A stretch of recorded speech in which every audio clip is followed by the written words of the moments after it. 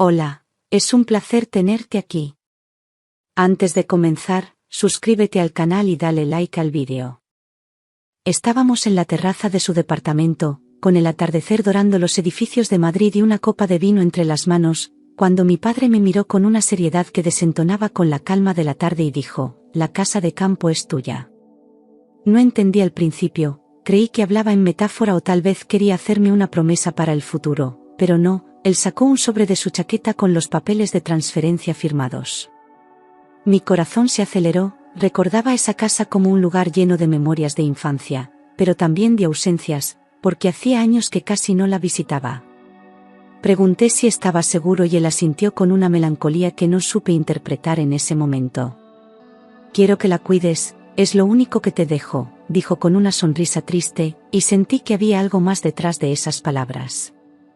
Al cabo de unos días, ya con el título de propiedad en mis manos, mi padre me llamó con voz grave para advertirme sobre algo que le quitaba el sueño. En los últimos 6 meses habían intentado entrar en 2 casas vecinas a la nuestra, y aunque no se llevaron nada, dejaron señales claras de que buscaban algo o alguien. Su preocupación se notaba en cada frase, como si de repente esa vieja casa hubiera cobrado una importancia que antes no tenía. Me preguntó si había pensado en reforzar la seguridad, si iba con frecuencia o si dejaba luces encendidas. Respondí que apenas iba los fines de semana, cuando necesitaba respirar aire puro, y que jamás había notado algo extraño. Él suspiró con impaciencia y me dijo que no bastaba con cerrar puertas, que ahora la maldad venía disfrazada y que no se fiaba de nadie. No fue una sugerencia ni una petición, fue casi una orden. Mi padre me dijo que, aunque la casa ahora me pertenecía legalmente, él necesitaba instalar una cámara en el salón, no una visible, sino una pequeña, discreta, casi invisible, que pudiera grabar todo sin llamar la atención. Me pareció exagerado al principio, pero su insistencia me desconcertó, y la seriedad con la que hablaba, como si supiera algo que no quería compartir, terminó convenciéndome. Dijo que no era por desconfianza hacia mí, sino por prevención, por si acaso, por si algún día pasaba algo y necesitábamos pruebas.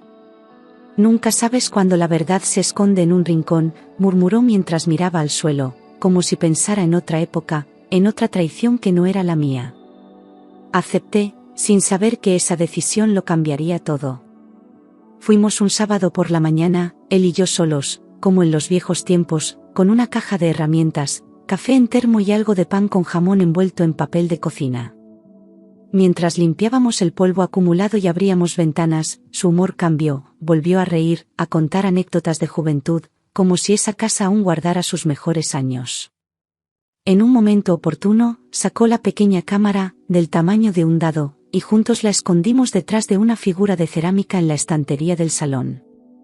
Nadie imaginaría que algo tan pequeño pudiera registrar tantas verdades. Cuando terminamos, nos sentamos en el porche, y él, con una mirada larga hacia el campo, dijo: «Ahora sí puedo dormir más tranquilo».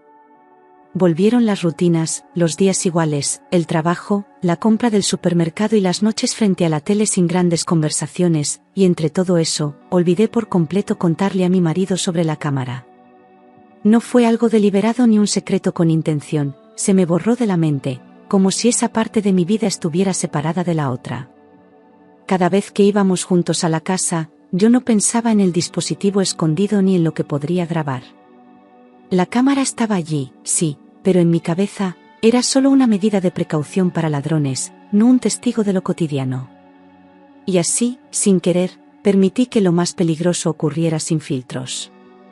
Un viernes cualquiera, al salir del trabajo, mi marido me dijo con total naturalidad: «Mañana voy a la casa de campo, tengo que arreglar el tejado».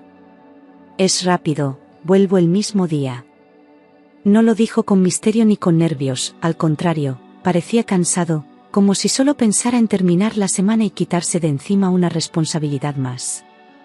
Asentí sin hacer muchas preguntas, acostumbrada a su manera práctica de actuar. Siempre había sido hábil con reparaciones, incluso le gustaba presumir de su destreza con las manos. No había motivo para sospechar, o al menos eso quise creer en ese momento. Salió temprano, antes del desayuno, con una mochila ligera, suéter viejo y botas de montaña, me besó en la frente con rapidez y ni siquiera esperó a que le preguntara si quería que lo acompañara. Bajó las escaleras como si tuviera prisa por escapar de algo, pero yo no lo noté hasta más tarde, cuando repasé cada gesto con ojos nuevos. En ese momento solo pensé que era su forma de ser, siempre eficiente, siempre en movimiento.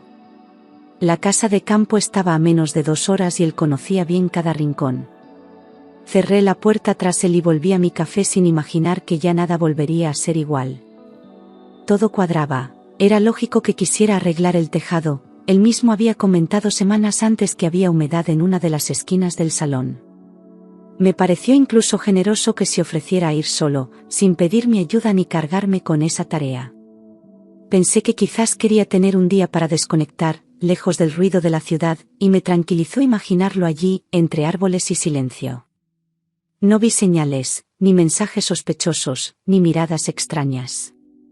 La confianza, o quizás la costumbre, me cegaron. Sin embargo, esa tarde algo dentro de mí no encajaba, como si mi cuerpo supiera algo que mi mente aún no quería admitir. Tenía un nudo en el pecho, una opresión sorda que no desaparecía ni con música, ni con trabajo, ni con distracciones. Intenté ignorarlo, racionalizarlo, echarle la culpa al cansancio de la semana. Pero cada vez que miraba el reloj, me sorprendía buscándolo, esperando un mensaje, una señal de vida. Era como si, en silencio, mi alma estuviera preparándose para una herida que aún no tenía forma. Volvió entrada la noche, cansado, con la ropa un poco sucia de polvo y olor a madera vieja, me dio un beso distraído y fue directo a la ducha sin contarme mucho.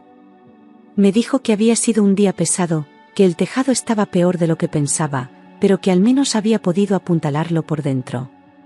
Sus palabras eran creíbles, su tono no cambió, pero había algo en su mirada que no lograba reconocer, una ausencia, una sombra leve. Cenamos sin hablar demasiado y nos fuimos a dormir como si todo estuviera bien.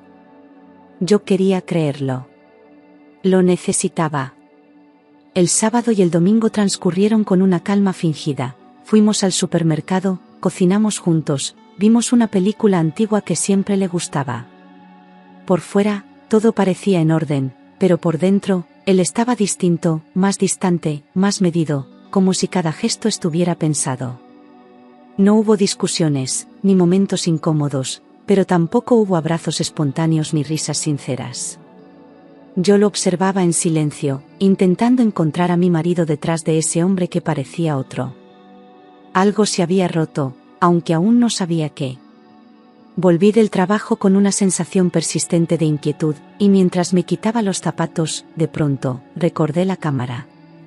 Fue un pensamiento fugaz, casi como un susurro lejano, pero bastó para que mi corazón comenzara a latir más rápido. Subí al despacho, encendí el portátil, conecté la aplicación del sistema de vigilancia y busqué el archivo de vídeo del sábado. No sabía qué esperaba encontrar, tal vez una imagen suya reparando el techo, o un salón vacío. Pero algo en mí ya sabía que esa grabación contenía la verdad.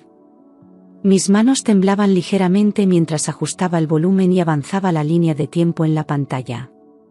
Vi cómo la luz de la tarde entraba por los ventanales del salón, bañando el suelo de sombras cálidas. Todo parecía en calma, como cualquier otra tarde en esa casa.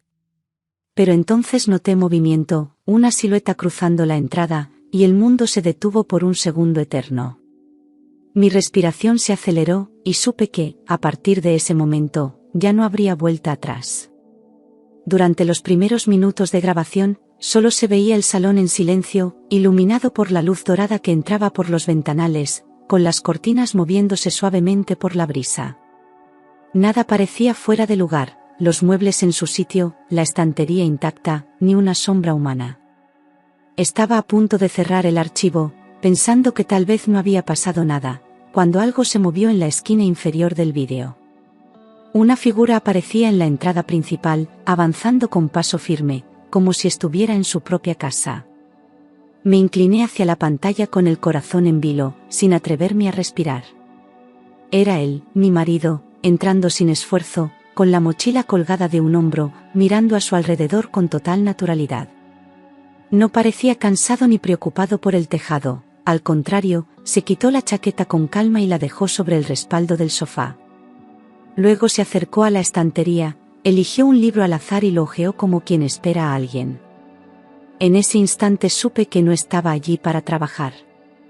El aire se volvió denso en la habitación donde yo estaba, como si el pasado y el presente chocaran en un mismo segundo. Detrás de él, apenas unos segundos después, apareció una mujer. Llevaba un bolso grande, gafas de sol aún puestas y una chaqueta ligera que se quitó nada más cerrar la puerta. Se movía con confianza, sin temor a ser vista, sin rastro de nerviosismo. Sonreía, como si conociera bien cada rincón de esa casa, como si ya hubiera estado allí antes. En cuanto la vi entrar, sentí un escalofrío recorrerme la espalda, aunque aún no distinguía bien su rostro. Me acerqué más a la pantalla, entrecerrando los ojos, con una mezcla de incredulidad y rabia surgiendo en la garganta. La cámara no mentía. Esa mujer, que ahora se quitaba las gafas y soltaba el pelo con gesto coqueto, era Isabel. No lo dudé ni un segundo, reconocí sus facciones, su manera de moverse, incluso su risa suave que había escuchado tantas veces en nuestras cenas de empresa.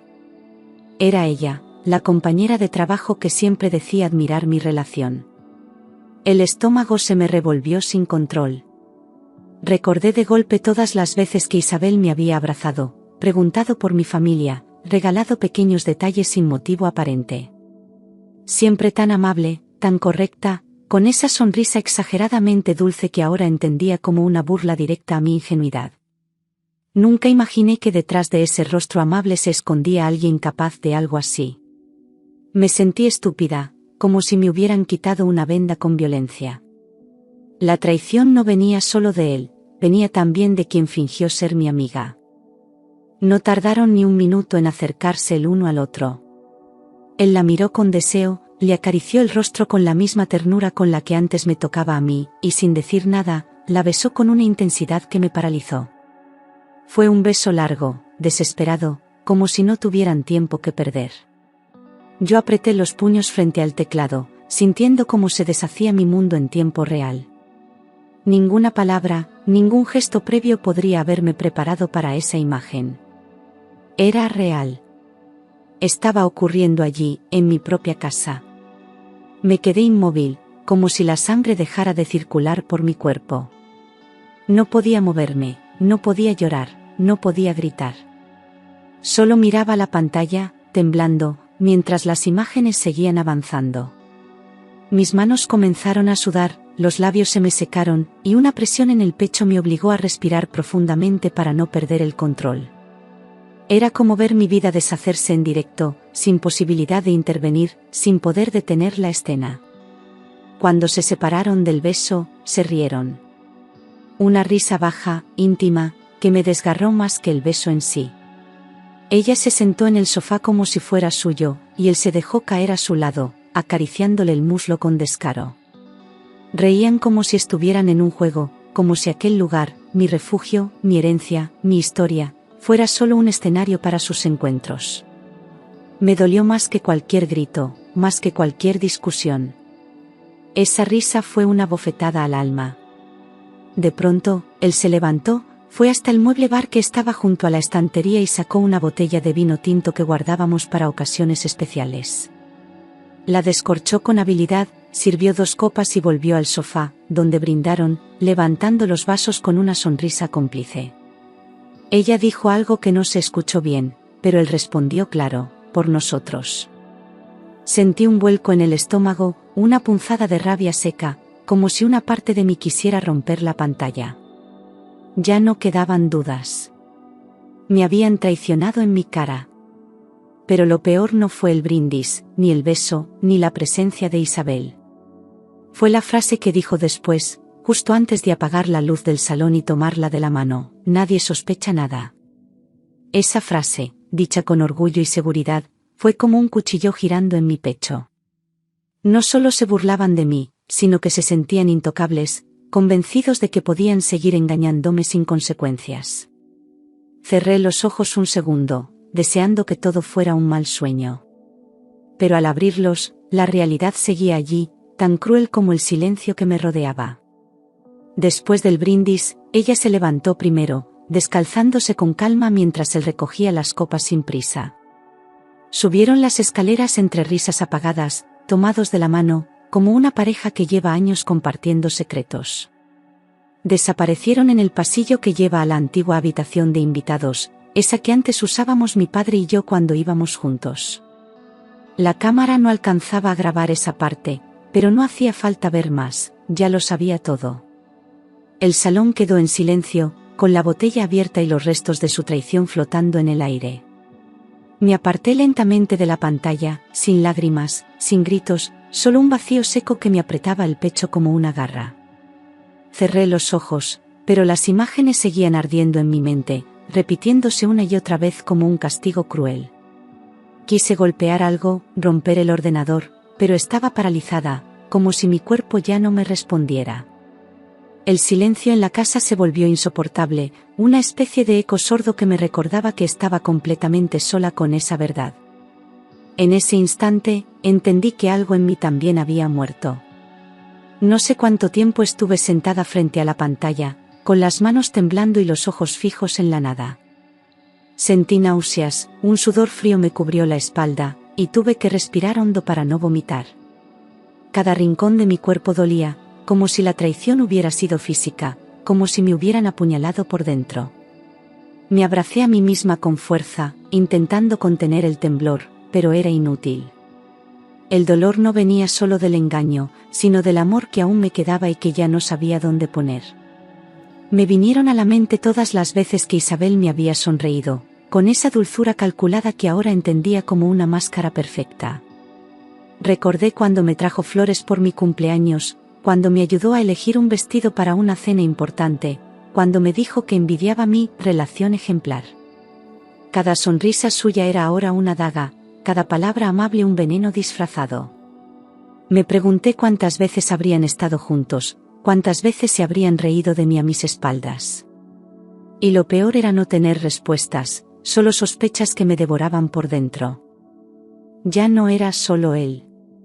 Era también ella.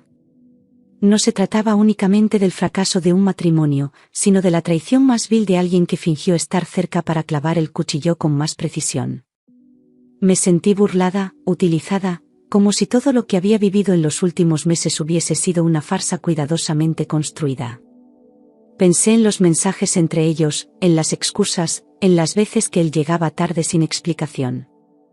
Todo tenía sentido ahora, pero eso no aliviaba el dolor, lo hacía más profundo. La confianza había sido asesinada por dos rostros conocidos. Esa noche no dormí.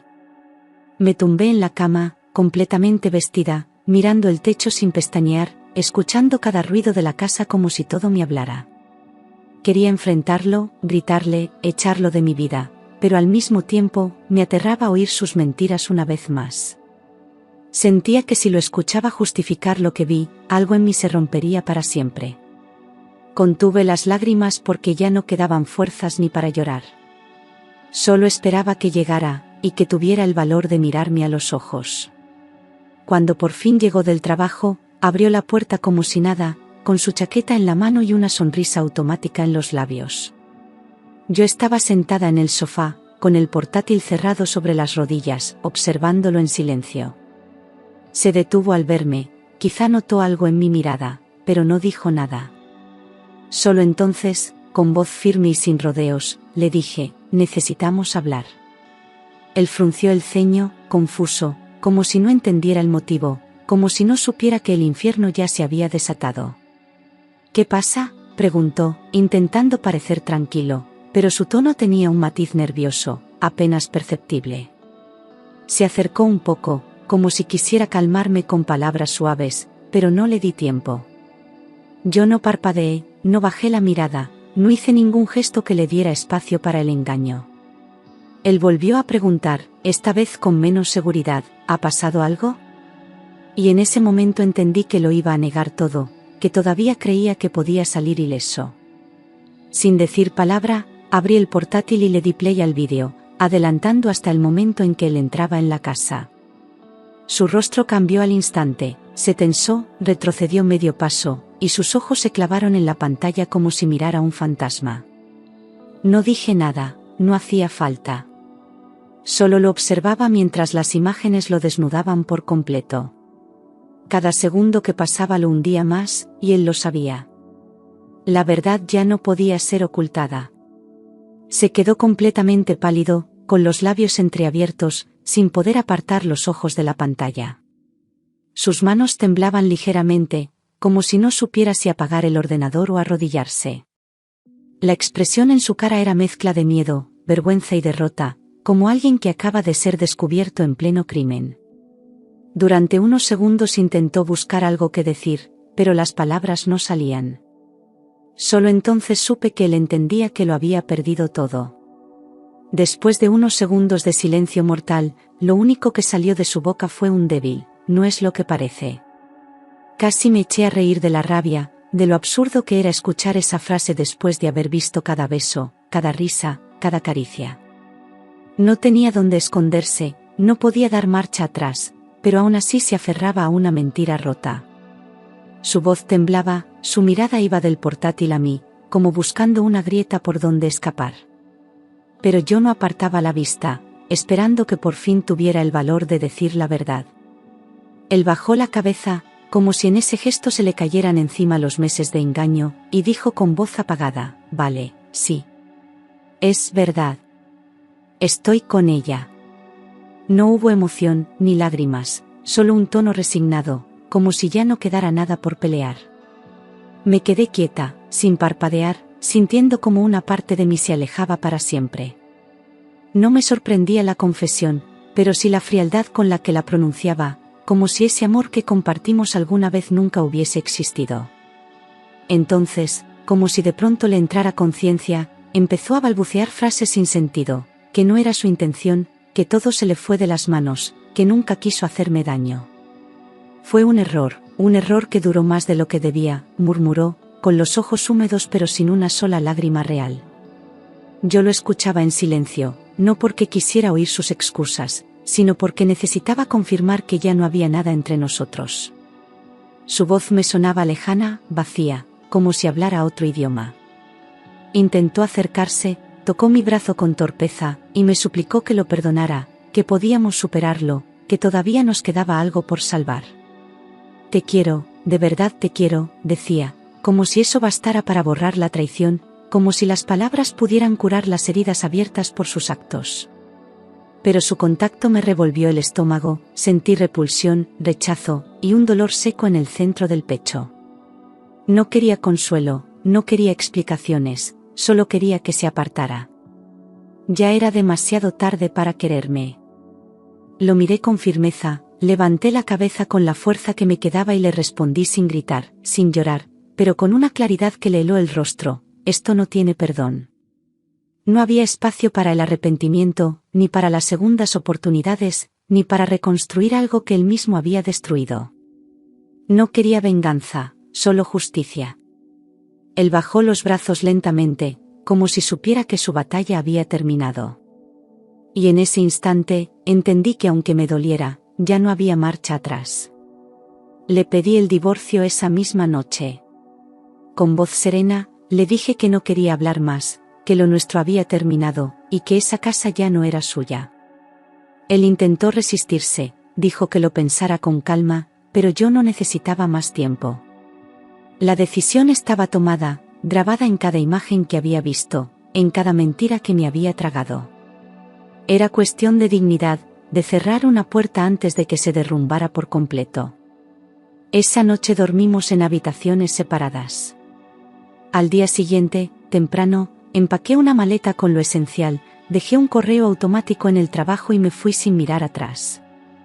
Tomé un taxi hasta casa de mi padre, sin contarle nada por teléfono, solo diciendo que necesitaba estar con él. Llevaba las gafas de sol puestas, pero no era por el sol, era para que nadie viera mis ojos apagados, vacíos. El conductor no habló durante todo el trayecto, y yo agradecí el silencio. Cada kilómetro me alejaba de la mentira, aunque el dolor aún viajaba conmigo.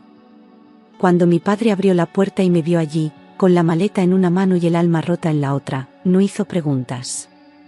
Me abrazó fuerte, como cuando era niña y tenía miedo, y solo me dijo: «Estás en casa». No necesitaba explicaciones, supo que algo grave había pasado y me dio el único consuelo que me calmaba: su presencia. Entramos sin hablar, me preparó un té y nos sentamos en silencio, mientras él me sujetaba la mano. Esa noche, por primera vez, sentí que no estaba sola. Pasé 4 semanas encerrada en esa casa, evitando el mundo, sin contestar llamadas, sin mirar redes sociales, sin querer saber de nadie. Dormía poco, lloraba mucho, y cada rincón parecía recordarme lo que había perdido. Había días en los que ni siquiera me levantaba de la cama, solo me quedaba mirando el techo, repitiendo las imágenes que aún me atormentaban. Mi padre me traía comida, me hablaba de otras cosas, intentando distraerme, pero yo aún no estaba lista. Estaba herida, pero viva. Una mañana, al ver mi reflejo en el espejo, me asusté. No reconocía a la mujer que tenía delante, ojeras, piel apagada, mirada vacía. Fue entonces cuando entendí que si no me levantaba por mí, nadie lo haría. Me duché, me vestí con ropa limpia y bajé las escaleras con paso firme. Mi padre me miró sorprendido, y sonrió sin decir nada. Aquel fue el primer día de mi renacimiento. Decidí alquilar un pequeño piso en el centro de Madrid, no muy lejos del trabajo, con una sola habitación, paredes blancas y ventanas que daban a un patio interior silencioso. No era lujoso, pero era mío, un espacio limpio de recuerdos donde podía empezar desde cero. Llené las estanterías con libros, plantas y fotos antiguas con mi madre, antes de que todo se complicara. No necesitaba más. Por primera vez en mucho tiempo, tenía la sensación de estar donde debía. Volví al trabajo con la cabeza baja pero las ideas claras, no pensaba rendirme. Me refugié en las tareas, en los plazos, en los correos interminables, como una forma de no pensar, de no sentir tanto. Mis compañeros me recibieron con afecto discreto, sin hacer demasiadas preguntas, y agradecí esa distancia respetuosa. Cada jornada me agotaba, pero también me hacía sentir útil, presente, viva. El dolor seguía ahí, pero ya no mandaba.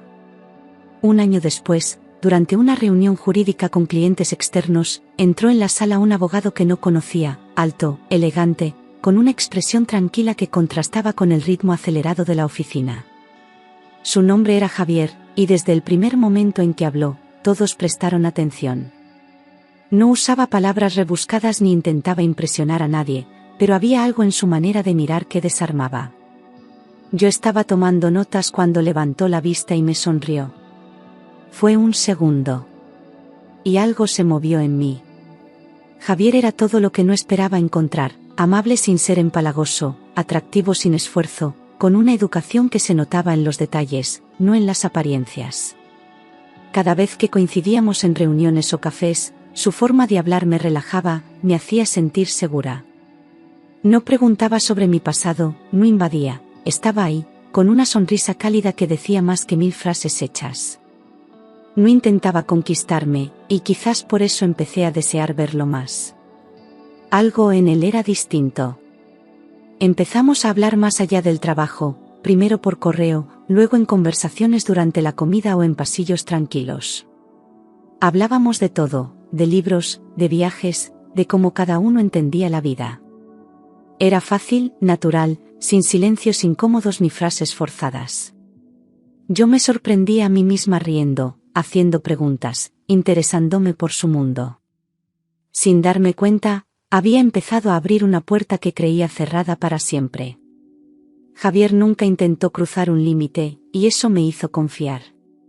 Siempre me escuchaba con atención, sin interrumpir, sin juzgar, incluso cuando me atreví a contarle partes de mi historia.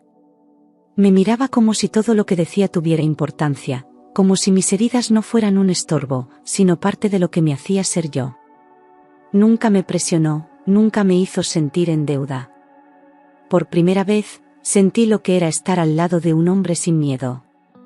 Empezamos a salir sin ponerle nombre, sin grandes declaraciones, solo dejándonos llevar por lo que sentíamos. Cada cita era un respiro, un espacio donde el pasado no pesaba tanto, donde el presente bastaba. Caminábamos por Madrid de noche, cenábamos en terrazas tranquilas, hablábamos durante horas. No había promesas vacías, solo una presencia constante. Con él, no necesitaba fingir fuerza, podía ser yo. Javier no escondía nada, no tenía dobles caras, ni secretos que me hicieran dudar. Su teléfono estaba siempre boca arriba, sus palabras eran coherentes con sus actos, y nunca desaparecía sin explicación. Cada gesto suyo, por pequeño que fuera, reforzaba mi confianza. No tenía que adivinar lo que sentía, él lo demostraba con hechos. Y poco a poco, empecé a creer de nuevo en el amor. Un año después, con los pies en la tierra y el corazón en paz, nos casamos en una ceremonia pequeña, rodeados solo de quienes nos habían sostenido en el camino. No hubo lujo ni protocolos innecesarios, solo flores blancas, música suave y miradas sinceras. Cuando me tomó de la mano para pronunciar los votos, sentí que todo el dolor del pasado había valido la pena. Esta vez no era un cuento, era real. Y lo sabíamos los dos. Después de la boda, tomé una decisión que jamás habría imaginado años atrás. Dejé mi trabajo, vendí el piso y me embarqué con Javier en su sueño de recorrer el mundo. Él decía que la vida era demasiado corta para no vivirla, y por primera vez, yo también lo creí. Empaqué lo esencial, guardé las fotos en una caja de lata y me despedí de todo lo conocido. No huía, solo avanzaba. Con él, todo tenía sentido. Visitamos Italia, donde caminamos de la mano por calles empedradas en Florencia, y en Grecia vimos el atardecer desde un velero, sin hablar, solo sintiendo. En Japón nos perdimos en templos antiguos, aprendiendo a vivir con menos y a mirar el presente con otros ojos. En Marruecos dormimos bajo las estrellas en el desierto, riéndonos como adolescentes, sin pasado, sin peso. Cada lugar era una historia nueva, cada destino, una promesa cumplida. Con él, el mundo se abría como un libro aún por escribir. Me descubrí sonriendo sin esfuerzo, riendo a carcajadas, abrazando sin miedo, como si cada gesto fuera una victoria sobre lo que viví. Ya no tenía la mirada dura ni el corazón en alerta, el dolor había sido sustituido por una calma profunda. Era feliz de verdad, y lo sabía porque no necesitaba demostrarlo a nadie. Nadie me debía nada, y yo tampoco. Había reconstruido mi vida desde las ruinas, y ahora caminaba firme, libre y amada. Mientras tanto, Mick seguía con Isabel, al menos eso supe por una compañera común que aún cruzaba palabras con él. Al parecer, intentaban mantener la relación en secreto en el trabajo, aunque ya todos sospechaban. Él había cambiado, menos sociable, más ansioso, como si lo que había conseguido le pesara más que lo que había perdido. Lo que antes era arrogancia, ahora era incomodidad. Y aunque ya no me dolía, no pude evitar observar el inicio de su caída. En apenas 3 meses, Isabel lo dejó por un empresario extranjero, alguien mayor, rico y con conexiones. No hubo despedida emocional ni drama romántico, desapareció de su vida con una frialdad quirúrgica. Mi ex intentó llamarla, escribirle, pedirle explicaciones, pero no recibió respuesta. Ella había conseguido lo que quería y ya no lo necesitaba. Lo había usado, igual que él me usó a mí. Isabel se mudó al extranjero con su nuevo amante y cortó todo contacto con su antigua vida. Bloqueó números, cerró redes, dejó el trabajo sin previo aviso. Nadie volvió a saber de ella, como si jamás hubiese existido. Él se quedó con la casa de campo vacía, las promesas rotas y una botella de vino a medio terminar. Lo que un día fue su escondite, ahora era su castigo. Cada rincón de esa casa le recordaba lo que perdió por un capricho. Mi ex se quedó completamente solo. Los amigos que le quedaban se alejaron, hartos de sus silencios, de su negatividad, de su constante queja sin asumir responsabilidades. Sus padres apenas le hablaban y su entorno laboral se volvió frío, distante. Nadie lo admiraba, nadie lo envidiaba. Vivía rodeado de paredes grises y silencios incómodos, y lo peor es que sabía que se lo había buscado. Estaba pagando, no por haberme perdido, sino por no haber sabido valorarme. Perdió su empleo meses después, alegando estrés, pero todos sabían que su rendimiento había caído en picado. Llegaba tarde, olvidaba plazos, ya no tenía la energía ni la precisión que antes lo caracterizaban. Se convirtió en una sombra de lo que fue, encerrado en excusas y autocompasión. La empresa no tardó en reemplazarlo sin remordimiento. Y él, por fin, se enfrentó a lo que nunca quiso ver, su vida se había desplomado. Me buscó por mensajes, primero con timidez, luego con insistencia, me escribió correos, cartas, incluso una nota entregada en mano por una antigua amiga. En cada palabra se leía el arrepentimiento, las excusas, los ojalá tardíos. Me pedía perdón, decía que no había un solo día en que no pensara en mí. Pero yo ya no era la misma. No respondía ninguno. El pasado no merecía respuestas. Yo, en cambio, vivía tranquila, sin mirar atrás. Tenía una vida que había construido con esfuerzo y amor verdadero, al lado de un hombre que me respetaba, y de una versión de mí que había costado lágrimas, pero también coraje. No necesitaba venganza, porque la verdadera justicia era esa, verlo consumirse en lo que él mismo creó. Mi victoria no llevaba ruido, ni aplausos. Era silenciosa, pero absoluta. Un día, de vuelta en Madrid, pasé por una librería y vi un cuaderno con una portada que decía: «Nunca subestimes lo que puedes reconstruir». Lo compré sin pensarlo y al llegar a casa escribí: «Esta soy yo. Esta es mi vida. Y ahora sí, está completa». Cerré el cuaderno, respiré profundo y supe que no quedaba nada pendiente. La herida se había cerrado. Y lo que empezó como una traición, terminó siendo mi renacimiento.